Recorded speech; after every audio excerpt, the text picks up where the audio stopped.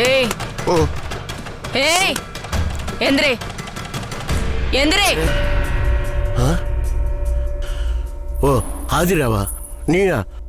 என்னம்மா இந்த நேரத்துல? ஆதிராமா, சில சந்தேகங்களை தீர்க்க வேண்டியது இருக்கு, அதான் வந்தேன். என்னம்மா சந்தேகம்? எல்லாம் தெரிஞ்சிருந்தும் புரியாத மாதிரி நடிக்காத. நீலவேணிய யார் கொன்னாங்க? நீலவேணிய யாரு கொன்னாங்க? அந்த அரக்கங்க யாரு? அன்னைக்கு நீலவேணிக்கு என்ன நடந்தது? அவ அல்பாயுஸ்ல போயிட்டாமா, அநியாயமா செத்துட்டா. அது ஒரு கெட்ட சம்பவம், அவ்வளவுதான். ஹே, எதுக்கு இந்த பொய்? பஞ்சமா பாதகத்தை பொய் சொல்லி மறைக்க முடியாது. எனக்கு உண்மை தெரிஞ்சாகணும்.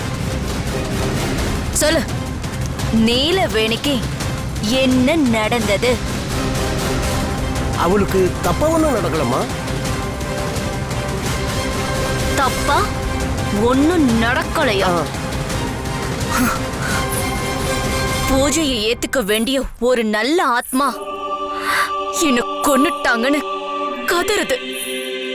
மோட்சத்துக்கு போக வேண்டியவங்க ஒரு ஆவியா கடந்து இங்க அலையறாங்க. இதெல்லாம் யாரால? அவளுக்கு என்ன நடந்துச்சு? ஆதிரா, இப்ப எதுக்குமா அதெல்லாம்? அதான் ஒண்ணு நடக்கலன்னு சொல்றேன்ல, அப்புறம் என்ன நடக்குதுன்னு கேட்டா நான் என்னதான் சொல்றது? கொலகார பாவீங்களா? பண்ணது பாவம், செஞ்சது கொடுமை. ஆனா உண்மையை சொல்ல உனக்கு வாய் சுடுதா? ஆதிரா, பண்ண பாவத்தை பொய் சொல்லி மறைக்காத. நீலவேணிய துடிக்க துடிக்க கொன்னது யாரு? நீலவேணிய துடிக்க துடிக்க கொன்னது யாரு? அவளை துடிக்க துடிக்க கொன்னது யாரு? அது யாரு எவரோ என்ன கேட்டா? ஏய், பொய் சொல்லி தப்பிக்க பாக்குறியா? அந்த அப்பாவிய கொன்னது நாங்க தானே. பகிரங்கமா நீங்க ஒத்துக்கங்க.